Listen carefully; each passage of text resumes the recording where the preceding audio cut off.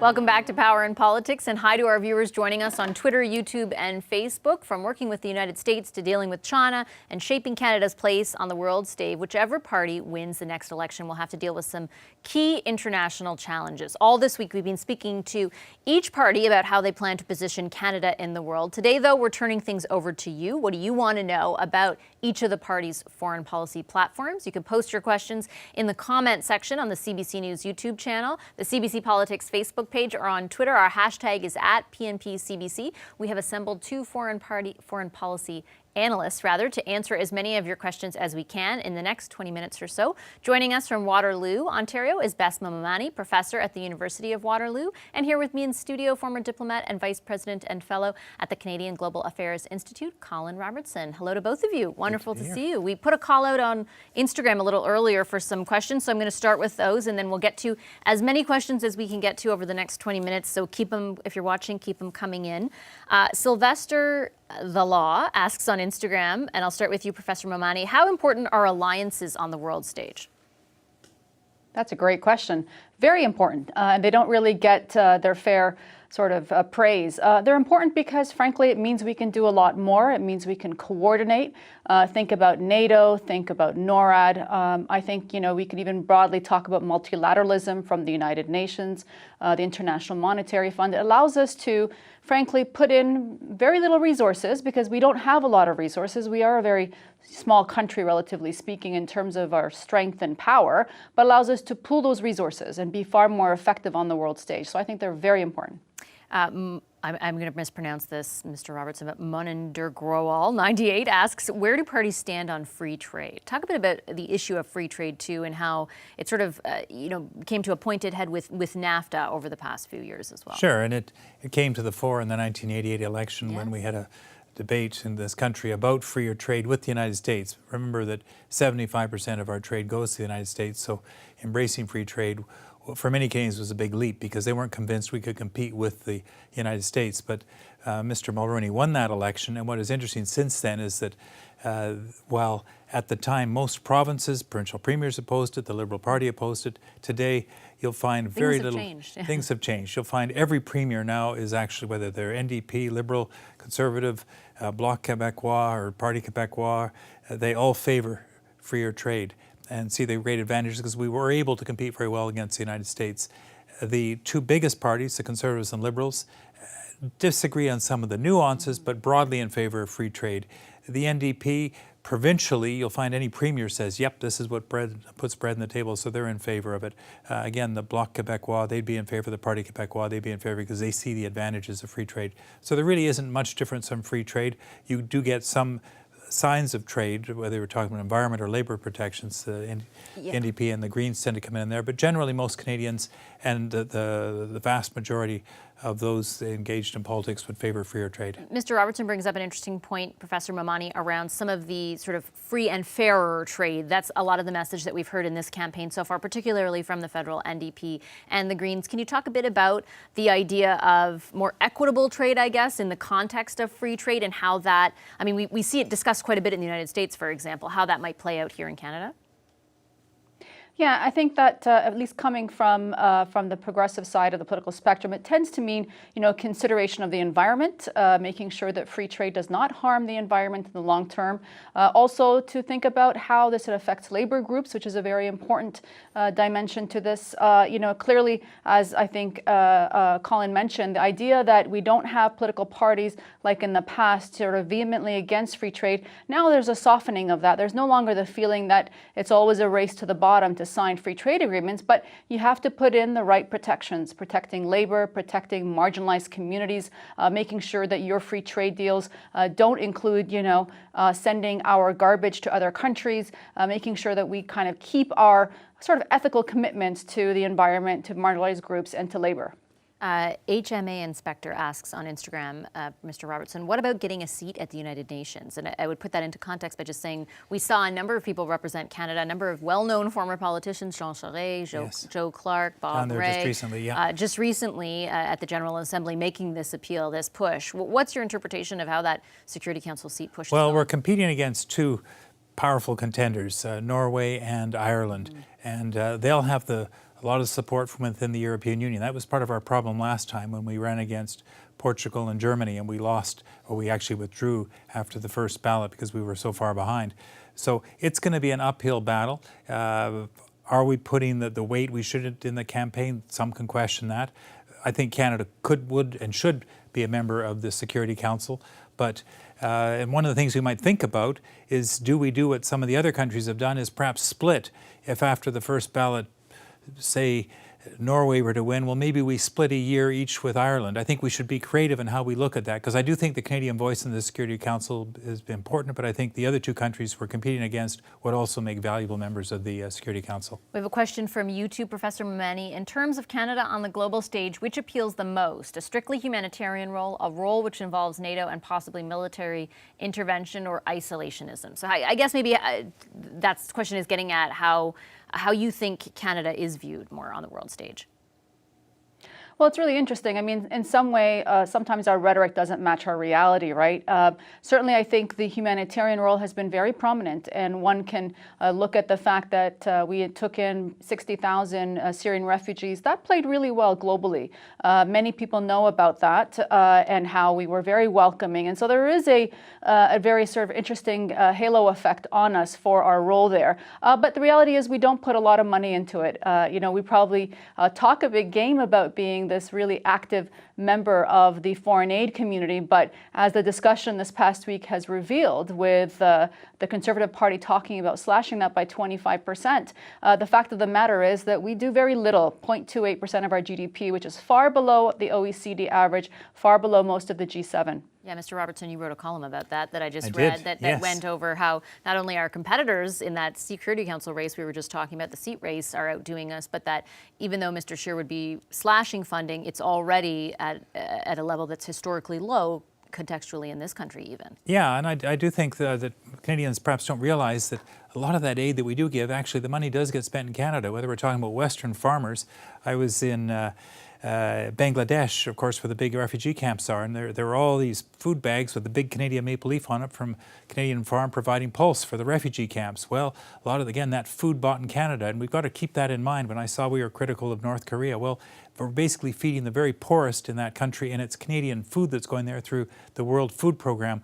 I think we've got to put in context that we are the most blessed of countries, giving, I think it's 0.23 cents on the dollar for aid is not a lot of money, and it's down from about 0.75%. Again, less than a penny. We used to go when we were at Halloween, and Halloween's approaching, and collect money for UNICEF. People put their pennies in. We're not even giving a penny for aid. Let me follow up on that just quickly and ask you, because I think the sort of strategic genesis of the pitch from the Conservatives was a feeling that some Canadians have expressed, or at least they felt would resonate with some Canadians, that there are a lot of people who are in need in this country. Mm-hmm. And I'm sure many academics have discussed this, and this sort of idea that, well, why are you helping others when there are so many people in need here? What is your response to that kind of concern? Well, I think we can do both. I mean, this country is rich enough now to look after those in this country, and I think we do our best, but at the same time, I think we have a moral obligation and we have self-interest in helping the rest of the world, because if the world starts going badly, then sending troops in is what often you have to do, and we don't want to see body bags come home. It has been proven for 70 years we're far better to employ diplomacy and international development to solve problems, and the thing is, it works. If you look where Europe was at the end of the Second World War, again, development, where Asia was, the Colombo Plan, which goes back, and it reaps huge benefits for Canada because we have friends there who have a positive sense of Canada. So this is a very good investment for very little money. Professor Mamani, let me ask you another question from Instagram. Shanik Dell asks, what are the party's policies on Iran? That's a great question. We get a little bit of murkiness. I mean, those who saw the segment before where you asked Krista Freely the question about Saudi Arabia, we get a lot of dancing around. But generally, I would say that the Conservatives have been the toughest. They've been very clear that they don't want to see the return of an Iranian embassy here or likewise there. I'm sure they would like to ratchet up sanctions even further if they could, multilaterally. The Liberals have, before said that they would like to consider, or at least look into, opening the embassy again. They've hit a lot of roadblocks because of legal parameters that make it very difficult to do so. There have been some backroom conversations, but generally I would say that the status quo is what's going to be the case. The NDP, we don't know. I mean, that's one thing I think, unfortunately, the NDP, I would love to hear more about their foreign policy. They don't really talk a lot about this. This is not, frankly, Jagmeet Singh's strong suit. And so we don't hear a lot, and we don't really have a platform to really figure out exactly what they would do on that file.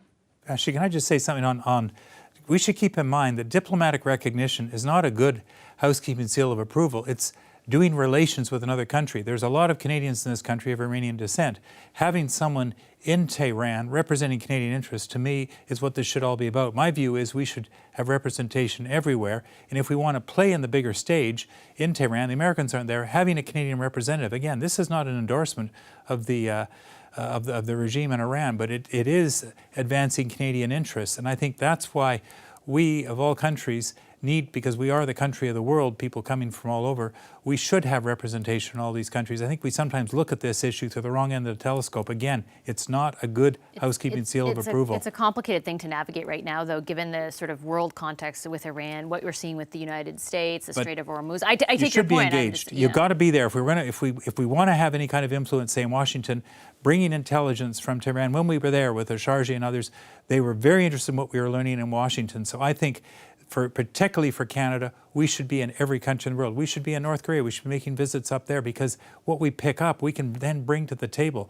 This is, at the end of the day, it's all about serving Canadian interests. Okay, we're going to take a quick commercial break, but we do have more Q&A of this foreign policy discussion coming up. To those watching online, the live stream is actually going to continue in a few seconds during the commercial break, and then when we come back, we'll be answering more of your questions. So keep sending them our way and stay right there. So we'll be back up in a second. Yes, Tyler said we're going to keep going. Mm-hmm.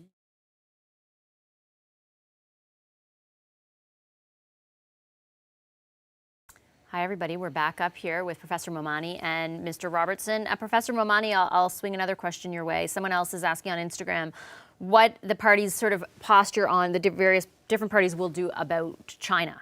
What's your impression so far of what you've heard so far on China? Well, I would say, again, the Conservatives are probably the most hard line about this, not wanting to sort of give in to Chinese demands. Clearly, we have some trade disputes, canola and other items that are really a big part of the source of problems here. But we also have a real issue with the Huawei executive, Meng, who is being held under house arrest in Vancouver. So I think those are the two big issues with China. I think the Conservatives will talk about perhaps shifting some of their trade relations away from China to invest in other markets, to look for other countries who could buy some of our agricultural products.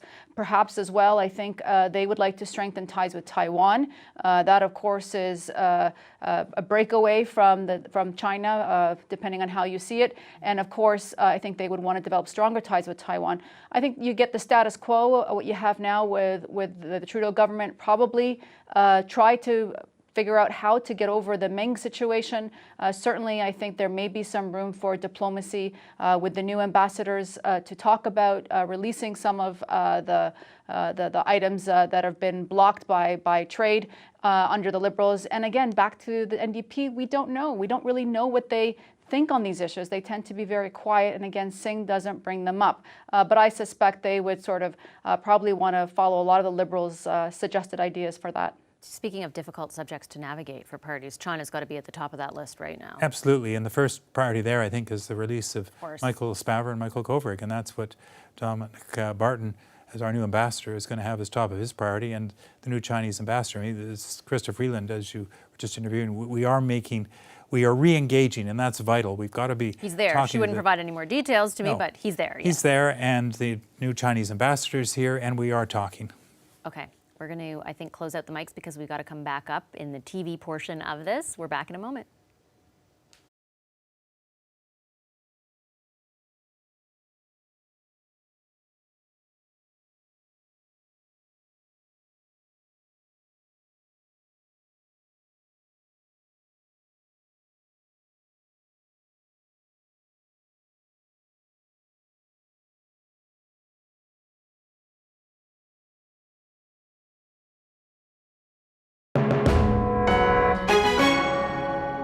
Welcome back to Power in Politics. All of this week, we've been talking to each of the parties about Canada's place in the world. Today, we're turning things over to you, taking your questions on foreign policy.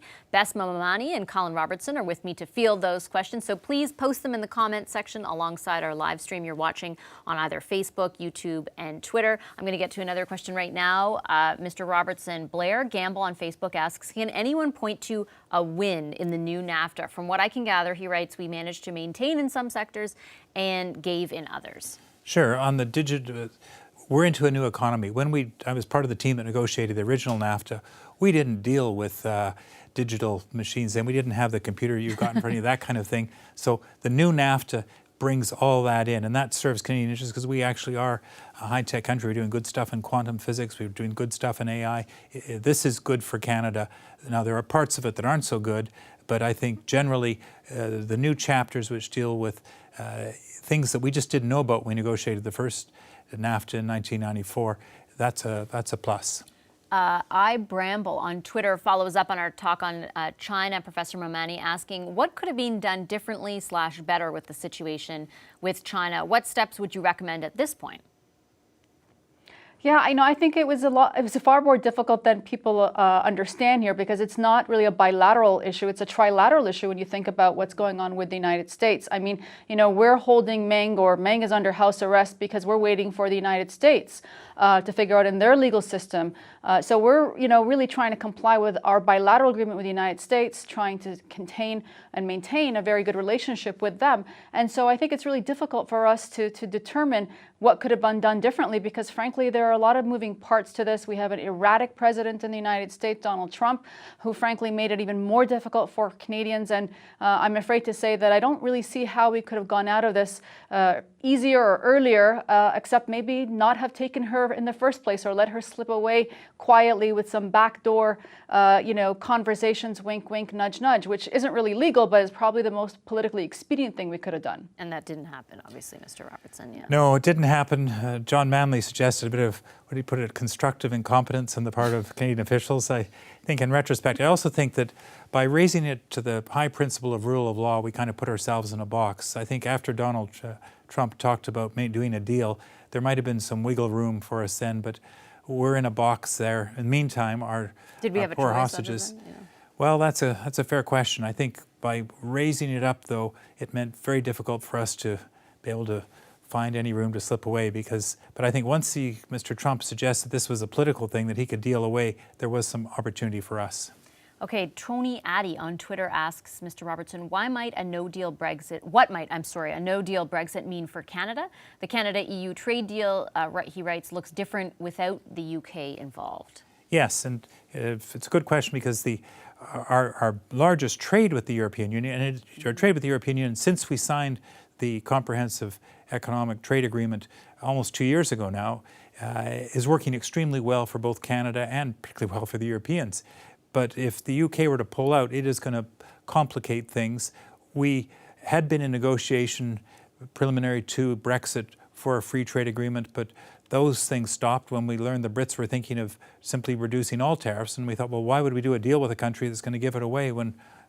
So we'll have to wait and see. That is a complicated issue, because nobody knows where Boris Johnson and the European Union is going to go. He says he's now come up with a new deal with the Irish backstop, but it's complicated.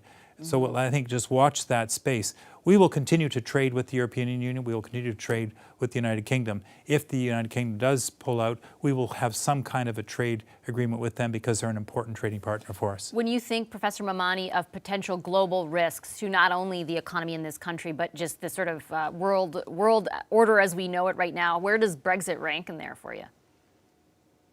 I think in terms of sort of the shock to the system, to the global economic system, probably not as high as one would think. I mean, certainly we'll wait and see when October 31st rolls around and the Brits kind of, under Johnson, suggest that they're just going to leave no matter what.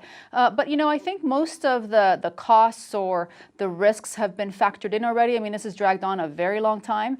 So I think most of the markets have pretty much adjusted to it, and companies have come up with some contingencies or really made their plans already, depending on whether or not the Brits leave. Ben McKay on YouTube, Mr. Robertson asks, how will Canada address the USMCA and its state of uncertainty? What parties have plans to change the deal before it's passed, and what do they intend on changing? So I think this is a question also predicated on what's happening south of the border right now. We know the Democrats there have concerns. It actually hasn't been ratified there, nor has it's been agreed to here, but it hasn't been ratified here. We signed the agreement a year ago in November. The Mexicans have completed, they've done the implementing legislation. We introduced the legislation, but it dies. We'd have to reintroduce the new legislation when the new parliament comes in, probably sometime in January. My sense is that would sail through because both the Conservatives and the Liberals favor that, despite where the NDP and the Greens might be.